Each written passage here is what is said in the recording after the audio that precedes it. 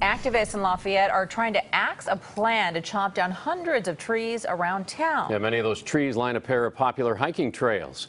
Now, PG&E says they're growing too close to its pipelines. But critics tell KPIX5's John Ramos they think it's more about savings than safety.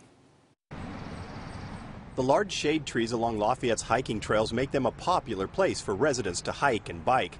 So a lot of people were upset when they found out the city had agreed to let PG&E cut down hundreds of them. We heard it through the newspaper, so we didn't even hear it from our city. PG&E's gas pipelines run alongside the trails, and in March, the city approved a plan by the utility to remove 272 trees, such as this massive legacy oak.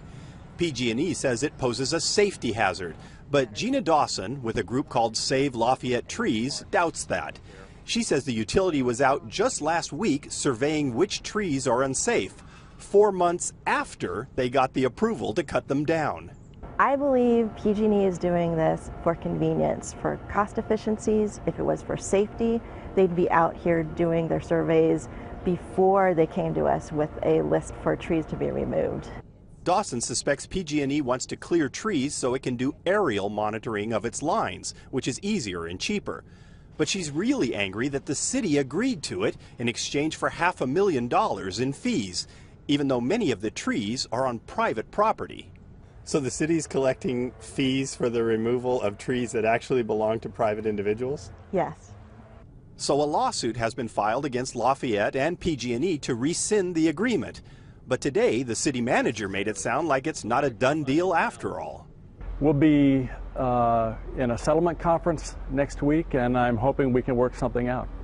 So it has not been decided how many That's yet? it. Yeah, thanks. So for now, the residents don't actually know for sure which trees or even how many will face PG&E's axe. And it doesn't look like the city is eager to shed much light on that either. In Lafayette, John Ramos, KPIX5. Late today, PG&E sent us a statement saying that it is reviewing the lawsuit and adds the Community Pipeline Safety Initiative is about keeping customers and workers safe.